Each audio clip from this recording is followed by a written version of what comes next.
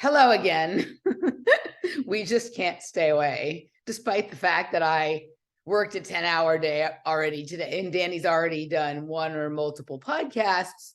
We are here for you, and news broke that we just had to share, comment on, and probably also have like a little moment of, we beat you to it yesterday with our recording, even though it's not out till today. We recorded it yesterday. So this will be 74.1 addendum, or part 1.2 or something like that, right? So I like that. You'll be watching this between part 1, which is going to go out tomorrow, and part 2, which will come out later next week. So whatever that is, this is what this is. And yesterday we recorded the first segment, mostly about RFK Jr. and just this idiotic whatever is going on with his posting and removing his tweet about Roger Waters, and what the larger implications of all that is, in light of the theory on my end, at least, that he is and will be the establishment candidate. Almost on cue, Simulation responded with lots of activity this morning. Oodles. So we thought we'd chime in.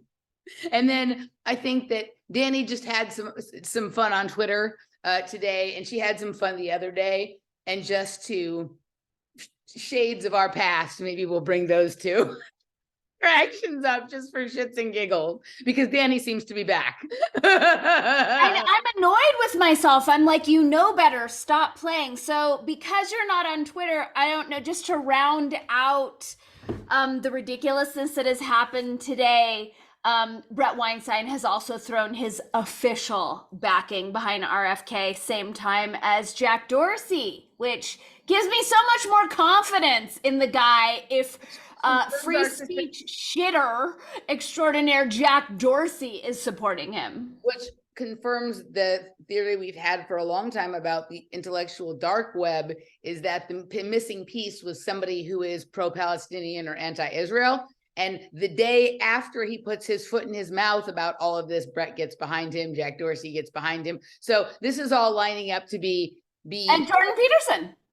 Oh, Jordan Peterson, yes. So all of the fucking, new school Israeli shills are lining up behind him. But the really sweet part of all of this is it delivered us a new conspiracy to look into. And I'm mostly bored of conspiracies, but I so wasn't looking for this one. And it showed up just like so matter-of-factly yesterday in our searches, and then was confirmed basically by what happened today, which we'll tell you in just a minute. That like now I was getting ready to have my friend Rich Simpson, who has done a lot of work on the JFK assassination, on my show to talk about the possibility like that the whole thing has just been whole cloth and that JFK isn't really dead and all this kind of stuff, right? But I can just add to that pot the Israelis, right? This new possible idea. I mean, I have a lot to say about that, because let's just get into what happened. So we're assuming that by the time you listen to this, you already listened to part 1. And Danny sent me this morning. I'm able to at least open things that you've sent me links to on Twitter. Wait, hold on. So here we go. So you sent me this morning. And I love that his name is Rabbi Shmuley, because Randy used to interview this guy named Shmuel Asher, right? Who was kind of a defected Jew. He's an interesting guy. I don't know if you remember when he was doing those, but Laura used to call him Shmuley. Lots of people called him Shmuley, right? Okay, but this is not the same guy. He's not a rabbi. So I'm going to read a little bit of it, because you have to see what's going on here. Rabbi Shmuley Botek today met with Democratic presidential candidate Robert Kennedy Jr. and discussed Israel, the rise of anti-Semitism, and Kennedy's recent tweet where he supported Roger Waters. It was courageous of Bobby to come and meet me and reassert his lifelong support of Israel and the Jewish people, continuing in the legacy of his great father, who was murdered by Palestinian gunmen Sirhan because of his own support of Israel in 1968. Okay. Is that something that has gone on record as like the official story? Okay, so I I have not had the time, nor do I generally have the inclination to go digging for stuff like this. But I either heard, I can't remember if I heard Robert F. Kennedy Jr. say or read an interview with him where he said he supported Sirhan being let out of jail because he did not believe he was guilty of his father's murder. Correct. RFK has been on the record saying that he believes that the CIA is responsible for his uncle and his father's murders. He has said that on the record. So, right. So I think I am unclear on whether he thinks that Sirhan was a patsy or Sirhan was a Manchurian candidate. But either way, he has said that he does not believe he is responsible. Right. Mm-hmm. So it's fascinating. I'm expecting, because whenever Robert Kennedy Jr.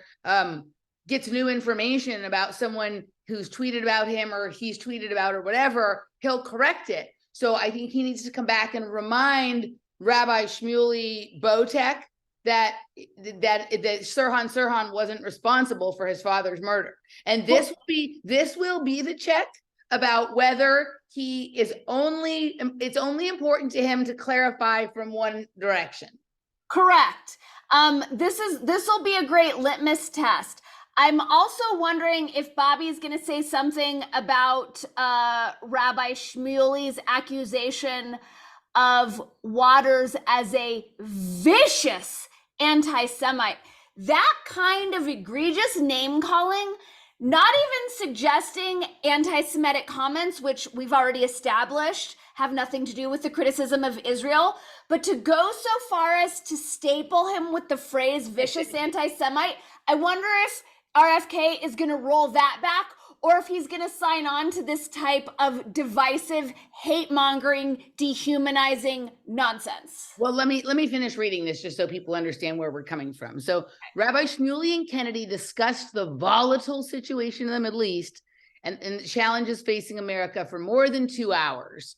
Kennedy explained that his tweet about Waters was in response to someone sharing with him a picture that Waters flashed of Kennedy at one of his concerts, saluting the candidate's willingness to swim against social currents. So here, now it's changed to swim against social currents instead of Ukraine and COVID dissidents. Correct. Right? They're already even washing it and making it just seem like anti-establishment, but not specific, right? Bobby told me he had no idea that Waters was a vicious anti-Semite. And when he studied the issue in facts, he immediately deleted the tweet. So he's pulling Robert Kennedy Jr. into the statement that it's vicious. So when he studied the issues and the facts being that he's a vicious anti-Semite, then, oh my God, right? Like, yeah, okay. I believe Bobby and thank him for his repudiation of Waters. How tragic. There's something symbolic going on here too, this repudiation of water, because I think like the water wars are what's on next. So there's something also like metaphysically symbolic, right? How tragic is it for Waters to have his legacy as an anti-Semite now overtake his legacy as an accomplished artist? So look what he did though. He didn't even say his legacy as an anti-Semite overtake his legacy as an activist or being brave and willing to go against the status quo. No, it's this. Now he's an artist. He's not an activist anymore. He's only an anti-Semite and an artist. And I also just want to say, as a word witch, as someone who studies the energetic frequencies of language, this is the second time in you reading this tweet when they're stapling this phrase anti-Semite to Roger Waters. It is so hateful. Like, it is doing so much damage to the larger discourse to be using this type. It is the same as the quote unquote N-word or tyke. It is that fucking violent. And these people just toss this shit around like it's nothing. Yep. Okay, continuing. Kennedy and his dedication to Israel's security said his dedication to Israel's security, which means the rest of the world must suffer so that Israel can be secure, is unshakable and unalterable. So here it is, like this is the announcement to everybody else that this is off the table as a discussion, right? Like I'm willing to get more information and reconsider my position on anything else with new information, but this one is unshakable and unalterable. He also said that he reserves the right to challenge some of its policies, for example, as an environmentalist with regard to water rights. So he's only allowed, water rights. What I just say? I didn't even notice this before. We're talking about waters, and the only thing he's going to be allowed to question about Israel's policy has to do with water rights. And notice this is, because it's so on the table with RFK that he's publicly like jockeying for what he will be allowed to talk about or question or do as president with these demonic representatives of the like larger nefarious entities. You know, like he said he reserves the right. I'm sorry, I thought that you reserve the right to do whatever you want at any moment as a free man. But he's already telling us like, well, I've already given my allegiance here. I've already compromised my integrity here, but at least I've negotiated this small realm of water rights. Right. But it's weird. I noticed before that the one right he's allowed to question is the one with the name of the person that he's also allowed to question, right? Rabbi Shmuley agreed that the beauty of Israel, as opposed to all of its neighbors, is that it is an open democracy with a free press, and just like America, welcomes criticism. I'm sorry, I can't. We have a free press. Are we supposed to? Why didn't this get like a false information warning? I'm waiting for somebody to do one of those things that like is a community note that adds context, right? Okay, but this is so it's got the same problem of democracy that we'll talk about in a few minutes in regarding Jim Rutt. A free press, and just like America, welcomes criticism. That's right. In America, anytime you criticize anything, you're either a Nazi or a racist. And in Israel, anytime you question anything, you're an anti-Semite. Okay. Right. Got it. Botek or whatever it is, discuss the Holocaust and the existential. Why are we still talking about the Holocaust? Right. And genocidal threats facing the Jewish nation. And Kennedy once again, so for the second time in the same paragraph, again affirmed his profound commitment to Israel's security. I can't even believe how badly this is coded, that it's just so obvious. Bad. And okay. I'm sorry, what are the genocidal threats against? Oh, is he talking about the vaccines that were deployed against everyone in Israel? Is that what we're talking about? Right. Okay, I told Bobby that his father was one of Israel's greatest friends, and we in the Jewish community mourn him till this day. I then asked him to please march with me Hold up.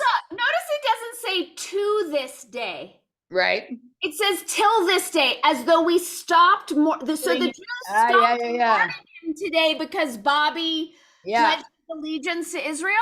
Right. So that... I then asked him to please march with me this Sunday, June 4th, at the annual Celebrate Israel parade, and he immediately agreed. The conversation was riveting. While we disagreed on many issues, he speaks with a refreshing and nonpartisan candor, right? So, like, there's only one issue that you can be nonpartisan, right? You have one issue, right, that you can be polar on. Israel, right? Well, it's the idea that his takes are refreshing and that he's nonpartisan, which means he doesn't pick sides, right? Then I look forward to jointly marching. Like, will he be marching or will he be goose stepping to champion this? Well, this is his punishment. This is his penance. This is like the walk of shame. Remember Game of Thrones where she was like naked and they were throwing eggs at her? This is RFK's walk of shame. He has to do this to pay penance for daring to support Roger Waters. I look forward to jointly marching this Sunday to champion the Middle East's only democracy and the world's only Jewish state. So now he's championing them. Not only protecting their security, but now he's championing them. How is it the world's only Jewish state? DeSantis just went to Israel to like pledge his allegiance that no one in Florida is allowed to criticize. That Florida is now Israel too. That Israel has a satellite in the United States. Okay, got it. Okay, so but look at him. The MK Ultra eye is in full action, And he has this scowl that he has developed over the last 3 days that was not present before. He just looks like something looks different. It just does not Also, look. his shirt is wet. Did they stab him? And then also, like, check out the wig on this lady, dude. Well, she's Orthodox. I know.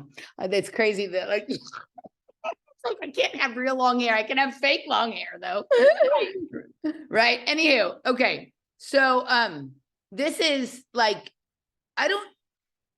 so I think that the larger thing here is it has been confirmed if there was ever any question that the one thing you can question all the other things, including the existence of, blah, blah, blah, and da-da-da. They just ended the election integrity policy. I sent my appeal off right before I got on with you. I figured if I haven't done it yet, Danny will be disappointed in me. So I did it, right? Okay, so this is it.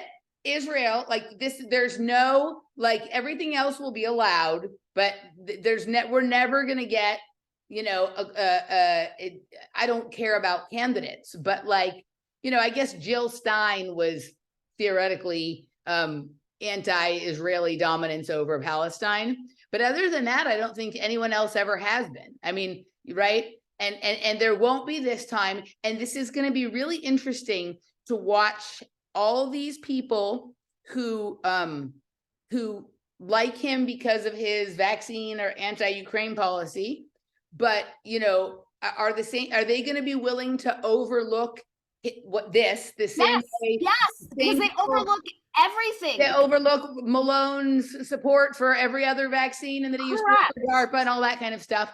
So I'm dying to see what, like, people like Mickey and David Martin and other people are going to have to say about this. Has David Martin come out on RFK? No, I don't think so, but I want to I would like to talk. There's many things. I wanted to have him on a few months ago because he started talking about something related to something that came up in the Glass Speed game, and he said he would, and then we both just lost track of it. But I mean, like, I would like to have this conversation with him and sort of see where he weighs in on it. Right. So check this out. Wait, stop sharing screen because I want to show you something. Let me give you a screen share. Yeah, I mean, there's so many things I want to ask David Martin about. There's so many fishy things. But I think the timing is so interesting in all this Israel stuff. And then today we have him with Elon on Twitter Spaces. We have him on Jordan Peterson. We have Dorsey coming out with his public support. And we have Bret Weinstein coming out with his public support. Right, so here's the this was him on Jordan Peterson, rekindling the spirit of the classic Democrat. And then here is Jack Dorsey endorses RFK ahead of the Elon interview. Yesterday, I forgot to say it during the show, but when I told you I had been looking up what was going on with RFK Jr. yesterday, and I saw that David Sachs is his new handler, is because David Sachs was going to be on the Twitter Spaces with Elon Musk with him. I forgot to say that because we got down the rabbit hole about David Sachs. So okay. Yesterday that, like, this, whatever this was and whatever this is, even though theoretically this should sink him, right? Like, it's not going to. This is actually going to help him, right? This is going to, like, it's crazy. Like, all these people are lining up behind him today. They didn't line up behind him on Saturday or Friday. Today, correct. When which makes me think this whole thing was staged and planned a trillion %. Okay, so here's, just so we can see how this is all laying out. Can you imagine having a president who loves the United States and understands modern American history as well as Robert Kennedy Jr.? It would be a whole different world. So I take this as Bret is putting he's supporting him, because for the past couple days leading up to this, Bret has been saying both Biden and Trump were in on COVID, so they're both out. And it's like, okay, what's the play? So I love this. I can't help but think Kennedy is controlled opposition. It's almost too, well, forgive the misspelling, obvious. I am quite sure RFK Jr. is not controlled opposition. You're not quite sure of what controlled opposition even means. That's it. So look at this over here on the side. Go back, bring that back up. And because you're on Twitter, you can read more things than I can. Look over here. It says, under Robert Kennedy, big thanks to everyone who was following me on Twitter. Please help grow our movement, not support our campaign. grow our movement. So here we are again with the fucking movement. Let's go to the movement and see who funds it. Yeah. What do you get? It's like Consilience, Open Society, like Steve Kirsch. Of course, Kirsch, who won't fund anyone who questions the virus. Gee, I wonder why. Press, donate, paid for by Team Kennedy. So it's, I guess the question is, who's Team Kennedy? Let's see, who's Team Kennedy? Let's just look up Team Kennedy. Team Kennedy, yeah, you don't need. Also, so here's something else. I did watch a video, it's old, about JFK's relationship to Israel. I was attempting to educate myself. Oh, it takes us to the same Kennedy 24. This was the same loop we got in with that conference that they wouldn't let me into. Can you bring back up whatever search you did yesterday that had the entry about Israel assassinating the Kennedy brothers? Israeli assassins. So I was watching this hour-long talk yesterday with some like Jewish scholar who was explaining Kennedy's relationship with, I mean, it was all nuke was the optics of the conflict between Kennedy, and that Kennedy had a problem with their nuclear situation. But what I found interesting about this talk, I don't remember if these were the things that we were talking about. There we go. Israel is behind serial assassinations of the Kennedy brothers. Now, we'll keep in mind that this is an Iranian newspaper, so we'll have a grain of salt, but still, okay. Laurent Guyen, I've heard of this person before. This Laurent Guyen, or how do you spell it, has lodged itself like a parasite in all of America's power structures. I can't disagree with that. And I say that as, you know, a Jewish, part Jewish person, right? And the Laurent Guyen, who has co-authored. In the same way that I was saying yesterday that it bothers me to see RFK use the language of the oppressors in terms of anti-vax or whatnot, it's the same. To continue to link Israel with the Jewish people. I agree. Yeah. You have to let that go. I agree. No, I don't, obviously I don't care. Like, I don't think that, I don't care. Like, I have no, like, other than that, I like bagels and I like to argue. I don't necessarily have any other connection to I like matzo balls too. So there's three strikes against me, but, you know, okay. So it would be interesting to interview this Laurent Guyen person, who's a French author, says Israel has lodged itself like a parasite, and it's precisely that, in my opinion, is behind the serial assassinations of the Kennedy brothers. You have directed a French documentary on the assassination of both Kennedy and his brother Robert. So there's a documentary. Well, we need to watch it. Mm-hmm. I mean, I did interview Robert Phoenix about this today, and he was like, it's his wife. Like, his wife wears the pants. His wife tells him what he's allowed to say or not say. I think there's some validity to it. But what I was saying was, when I was watching this interview with the Jewish scholar, they're older men, similar to Robert Forty, who I spoke with today. And I think there was some sort of mind control that went on back then, because people's allegiance to Kennedy, the people who were alive when he was president, is like a bonkers thing that I cannot relate to. Like, they have him on this pedestal like Christ or something. And I think there's an attempt to like kind of recapture whatever psyop that was. Do you know what I'm saying? Because like, when I talk to Robert about RFK, it's like he gets really emotional and really heated and really hyperbolic. You know, I think it was a better psyop than the one they've been running for the last 40 or 50 years, like, because it was a one that still allowed people to have belief in the system in their country. Yep.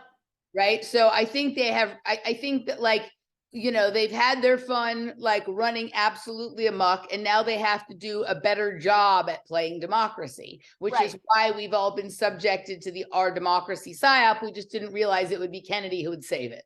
Right. Right. I mean, this is a bold statement. That he says Israel is the true American deep state.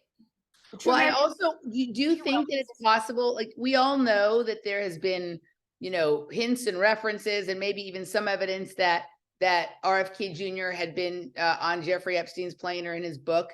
Do you think that they're getting ready to play that card if he didn't do this, that was part of the whole, right? Like, this is how he, like, not that he was a freedom fighter or anything before that, but right, like he's got some attention, so that's good. They got him support by letting him like roam sort of freely, like somewhat freely, and now it's time to put the buckles on and say, all right, and now we're tightening, we're like, you know, we're moving in the margins in a few inches right now, and we have this over here if you don't play ball.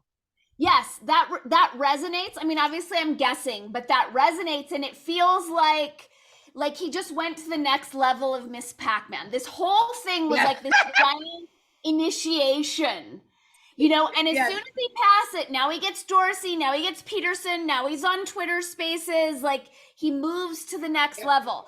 And what I find interesting about the Epstein was, and this is my question about the alternative media, was I was watching a live, this was like 2 months ago before he officially announced, and someone showed up in the Dark Journalist chat asking about RFK being on the flight list, and Dark Journalist was like, absolutely not. He has no connection to it whatsoever. And it always raised a red flag, similar to Charles Eisenstein saying there's no capital C conspiracy. When people definitively deny things. Yeah. Like, I understand if you can definitively know something because you have some sort of evidence, but when you can definitively deny, has Dark Journalist seen all the evidence?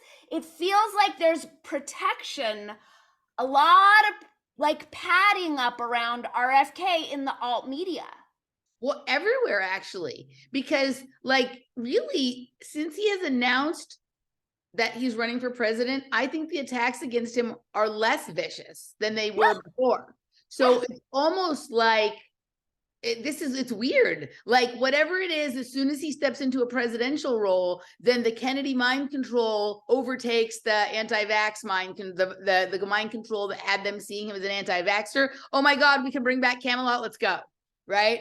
Well, that's interesting in terms of the hierarchy of programs and mind control and how strong the Kennedy one is. That's, I mean, just like we're talking about that in terms of propaganda and massive mind control, but even within an individual MK Ultra, there's a right? And I know this from like, okay, so I went through a period of time where like I had come to the awareness that like I had experienced what the thing that we call that, right? And that I was aware and in the process of trying to deprogram myself or expand whatever this is. But I knew that I was still being accessed and still being manipulated on some level. And I probably still am. Like if it takes you, 40 years to realize that you were under mind control, my guess would be that it probably would take at least 20 to break it completely, right? At least. And I think I'm on like maybe year 10 or 12 from when I first was like, you know what, I think we got a problem here, right? Like, okay. So I was aware of people like I would meet some interesting people who would like try to trigger me as if I had monarch or sex kitten programming. And it made me furious, like angry on a way that like I only ever get angry like that about like a few things or whatever. And like when I like there was this surge inside of me, like when they would do that, right? Yeah. And I at a certain point, like through a little bit, some from research, but also just like really paying attention to how I felt when it happened and how I felt in the moments, hours, days, and whatever afterwards.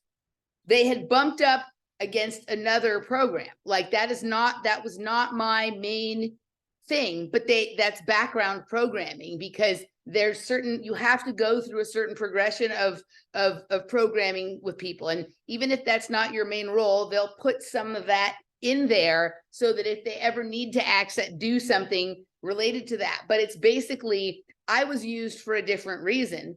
And when that asset feels threatened, they go violent, right? So it's like when my inner, reconnaissance agent or assassin or whatever the fuck it is, I don't know, like I'm just guessing here, right?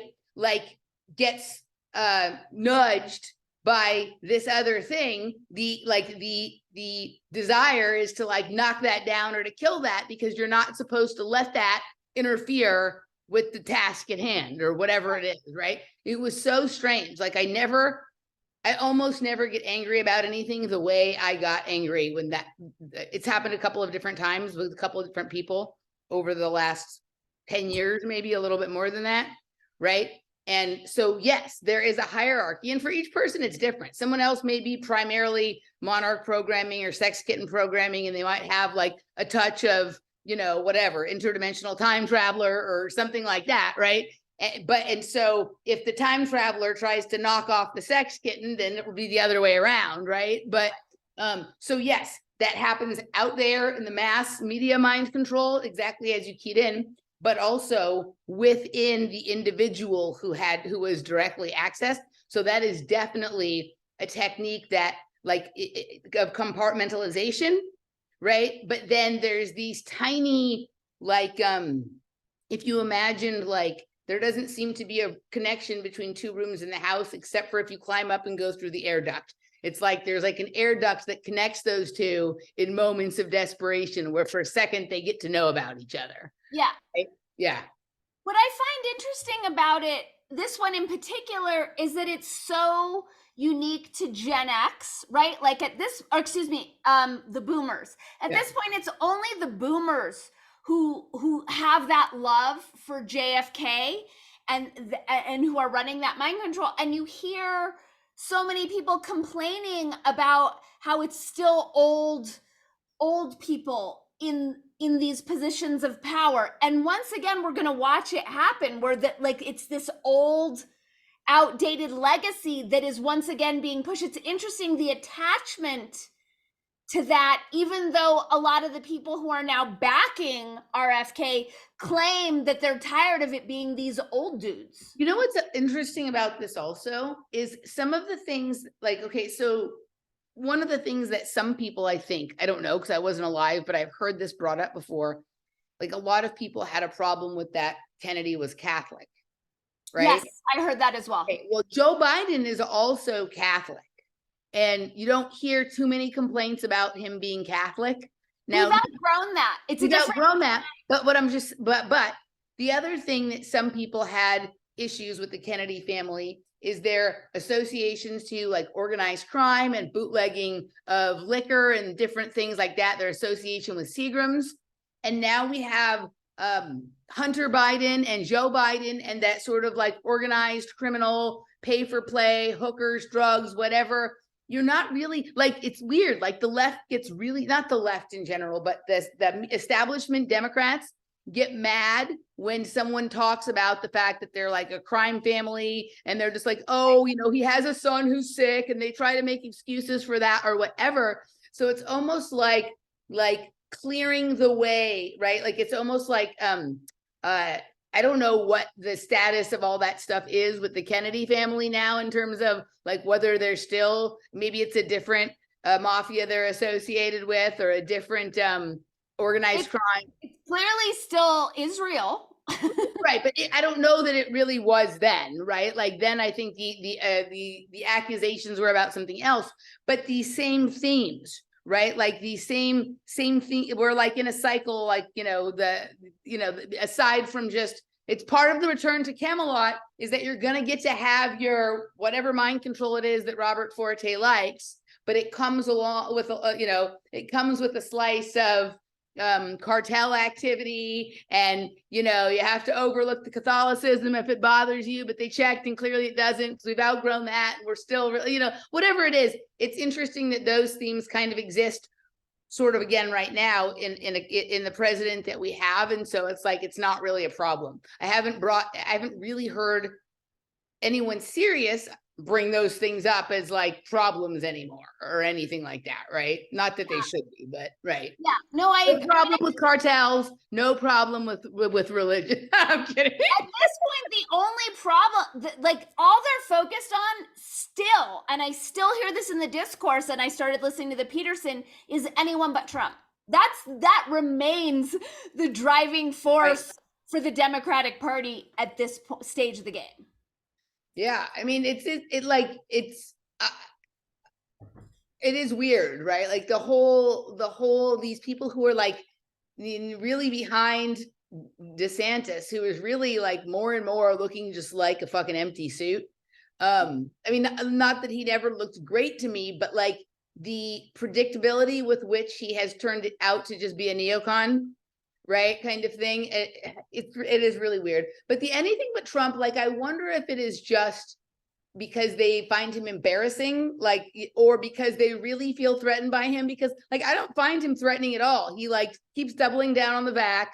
He also is pro-Israel, right? He also says a lot of the same creepy shit than the other people say. So what is it? Is it just that they just don't have the same levels of control on him? What is the thing that really bugs? They don't have the same levels of control. The fact that he dismantled the WHO when he was in, he took us out of that. That was fucking badass. Like right now, if they pull this like also the climate stuff, he pulled us all out of all the climate, and that's their new favorite, and that's going to be a Kennedy favorite, the climate. Correct. So I think he's a free agent. But I think that he still plays a big game that requires compromise, and he's still in the pockets of different people for different reasons than our standard issue politicians are. But I think he's much less controllable than everyone else in the field. For no other reason than he's a bigger narcissist than all the rest of them. Right? So he doesn't like the idea of being controlled, and so he'll do that. He may not have like saintly ideas in mind, but if you tell me to do this, I'm going to do that, the other thing, and whatever. So it comes back to, why did you renew the Patriot Act, and why did you not dump the Smith Modernization Act when you had the chance? Like, why did he not take action on those things? Why do you think he's doubling down on the vax? Ego. I think it's narcissism, ego. Yeah, okay. It's ego. And I think because the left was so ferociously, insanely against him, if he were to come out against the vax, they would lose their shit. Yeah, he was. I read some quote from the other day where he was talking about like running into a friend who they disagree on politics and whatever, but the one thing that they agree upon is the vax, right? Like, yeah. Okay. So, all right. So I think that's good on the Israel RFK thing. We just wanted to add that. And then just for shits and giggles, tell us that the sandbox you've been playing in with Bret and Jim Rutt. Well, I feel like I read Jim Rutt's tweet too quickly, and that like I was kind of off there. Like, I just want to acknowledge that. So it's kind of like what happened when I looked at Laverne Cox on my phone and thought she looked at Jordana, and then when we were in the show, I'm like, oh, I look like an idiot. Yeah, okay. I've been poking at Bret just out of boredom. Only because it's so easy. Right. So the other day he posted a tweet about, if we're really a democratic republic, then we wouldn't be, this was the tweet about whether we wouldn't be supporting Trump or Biden, since they were both in on COVID. And I was like, we're a constitutional republic. Like, yeah, I was gonna say, did anyone forget about, you got that wrong. I feel like he's like half listening to our show, but not close. Like, he got the note, like, stop calling it a democracy, but he didn't like fully pay attention. Right. Like Democratic Republic is like all the most authoritarian countries in the world. So like he wants to sign us up for something even worse than what we already have. But I feel like he got the note that you said that anyone who says our democracy is in on the op. So he pivoted. He just didn't make the right. Less of that the last few weeks. Have you noticed that? Yes. A lot less our democracy. Yes. Yeah. And then I saw that Jim Rutt had posted something about the problems with democracy, but I think I read it wrong. And I said, oh, I heard an SFI staffer say something similar at a talk last year where she was singing the praises of authoritarian tyranny. Is this an official SFI stance? And he said, there is no official SFI stance among our researchers. And then I replied and I said, oh, I guess it's just consistent among the staffers. So what's the part you think you misread? Well, let me pull up the tweet. So this was him responding to me. So he had said, good new paper about risks to democracy, mostly due to erroneous misreading of the other political tribes. So I think I was erroneously misreading this tweet, why voters who value democracy participate in democratic backslide. So I thought that he was promoting an alternative to democracy, but I don't think I read it correctly. Okay, so what is he actually saying about democracy? Well, let's see. Why voters who value democracy participate in, I'm sorry, I didn't share the screen. Sorry. So you guys can see what I'm doing back here. This was the article that he linked to. Why voters who value democracy participate in democratic backsliding. I would have to actually read this. Okay. I was just being a dick. So, but I do like that seems plausible to me because I think that's probably true. I think democracy itself is democratic backslide. Well, and I did, I went to an SFI talk last year where the moderator was saying, there are instances where authoritarian regimes are actually preferable to democratic ones. And then the audience, thank God, was like, oh, and I was like, okay, there's still hope for Santa Fe. And then at the end of it, I approached her at the stage and I said, I'm just curious to know if this is your own personal perspective on authoritarianism or if this is an SFI specific idea. And she kind of backpedaled and then I saw her eyes flip like lizard human, like I remember that, yeah. And it was like a big weird stutter. Yeah. It's weird, like you see, remember those videos of Justin Trudeau talking about like how much easier it would be if he could just do it like China did it, right? So it's like, I mean, he's disgusting in every way, right? But like people who have positions of authority or like who want positions of authority, like they want it to be easy when they get that. They don't want to have to go through, they don't want to have to convince you. They just want to flip the switch and get what they want done, right? And then argue about it later or not at all. But yeah, okay. So the Jim Rutt one may have been a false flag. I think it may have been a false flag. But you had another little run-in with Bret last week that he got a direct response from, right? Yeah, I did. So here, let me share the screen again. You missed him. It's sweet. You weren't going to do it anymore, but then you missed him, and so now you. You know what it was? It's because I'm trying to get back to work since I've been on strike so long, and that means procrastinating. Yeah. Of course. Which means checking out the nonsense happening here. Okay, so people got really pissed that I dared question the almighty Bret Weinstein.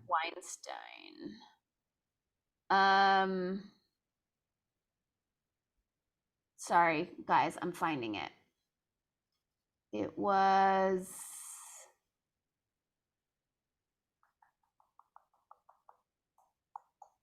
Can you tell I've been having troubles with Wix? Okay, here we go. So Bret had said, Ron DeSanctimonious is the kind of zinger you might deliver once if it was square on target. It is not the kind of thing a reasonable person would repeat endlessly, despite the fact that it doesn't really work. So what I want to point out here is my issue is he's not taking issue with this nickname that Trump has made up for him. he's now moving it into a negative character assessment. This is how dehumanization works, and saying this is not the kind of thing a reasonable person would repeat. So instead of saying this is not a reasonable thing to repeat, we now take the leap to the person who says this is fundamentally wrong, distorted, broken. So, like, I think you should say it's not reasonable to consider someone who doesn't know that we're not a democratic republic someone to listen to about politics. I was just trolling him and just said, who are you to determine what a reasonable person does or does not do? What qualifies you as expert arbiter of everything under the sun? And then he missed it, and then I got like kind of. He had to talk about that he was on Twitter twice. Is like, is he on? Remember, he's Team Elon, right? So maybe he gets a little bonus, or like maybe a little pellet in Miss Pac-Man, and a step closer to the underground bunker, or the whatever kind of thing every time he mentions Twitter. And if he does it with a blue bullhorn, then it's 2 pellets and. Right. He's somehow like he's getting his it's like his ESG score that I've mentioned Twitter twice today. And one time with the blue bullhorn. Yes, exactly. All right. So I think that the takeaway from this entire conversation is that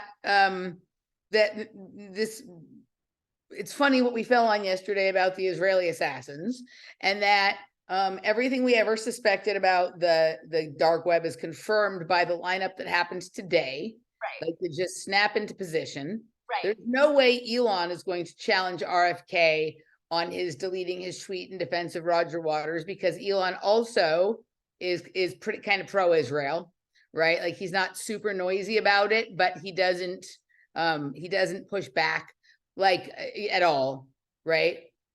So this is like, it's clear, like, the thing you're not allowed to question is support of Israel. It's not you're allowed to question COVID, you're allowed to question the war in Ukraine, you're allowed to question 9/11 and blah blah blah blah blah and all these other things, as long as you don't say that the Israelis did it. You can say the CIA did it, you can say it was an inside job, you can say it was whatever it is, right? And all of this weird behavior. If he rises in the polls because of this, because it's weird, like all the people like on the far left that I've talked about, like my favorite communist YouTube channel that I love to listen to, and I always agree with their assessment, but don't agree with a single solution of theirs, right? I don't know why I really like listening to them. What is the channel? Revolutionary Blackout, right? Like they're like in some ways they're kind of like us, in that they just tear apart every misuse of a word or misstep that all the people that they love to pick at. They do the same thing to what they call the boutique left that we do to the intellectual dark web or whatever it is, right? And like sometimes they have points that I wasn't aware of, because that isn't our angle of focus. And I'm like, damn, that was a good one. I wish I would have thought of that. But then like their solution is always like Medicare for all and more community organizing. And they're communists, right? But like, I don't know why I really like listening to them. But they, like, some of them, I wouldn't say it was equal across the board. But some of them were at least like had some appreciation or compassion for RFK. Like their biggest complaint was that he was running as a Democrat, and that they are much smarter than most people on the left, and that they have come to the conclusion that it's a waste of time to try and challenge within the Democratic Party because it's all a systemic thing and blah, blah, blah. So his biggest problem for them was that he was running within the system instead of as a third party kind of thing. And then just that he's also rich, right? But they like some of the things he says about environment and corporations and this, that, and the other thing. So they're like more interested in him than like Marianne Williamson for sure, right? And certainly more interested than in Joe Biden or any of the other, whatever type of thing. So this will end that. There's been posts all day about having no patience for any of this and blah, blah, blah, blah, blah. So it's almost as if, I mean, maybe like for a long time, people on the far left, like insist that the war is really on them, right? Like originally, like people from the far left were the original conspiracy theorists. And then at some point it like switched, right? Mm-hmm. And they swear that like they're really targeted more. And I don't know, like, I just think anybody who is outside of the margins is I don't know that it's more centered on one side or the other, you know, or not centered, off centered. Well, they're also like insane narcissists who think that if you don't want your child to be exposed to Drag Time Story Hour at 4 years old, that you're trying to erase them. Right. These people aren't that. These people never, they don't care about that stuff. They don't talk about that stuff. They want $15 an hour, Medicare for all. Like they'll complain about the COVID policy, but then want the government in charge of it. Doesn't make it, the solutions don't make sense for who they say the criminals are. It just doesn't make any sense to me, but they're not, it's weird. It's kind of like the thing you said about the mind control of the people of that age for the Kennedys, like Robert Forte and lots of other people that, you know, can be great analysts of everything else. And then like on this one or two issues, it's like, they just have no brain. Right. It's kind of the same. Yep. It's like that kind of thing. It's like this weird, like the free thinking only goes so far. And then there's like a hard no at any far. There's like a hard no at 1967 or 5 or whatever year it was that it's like their shot collar goes off. 100%. Yeah, the shot collar. Yeah. So, all right. I think that wraps this one up. I hope you enjoyed the bonus. So, bye. Bye. All right, cool.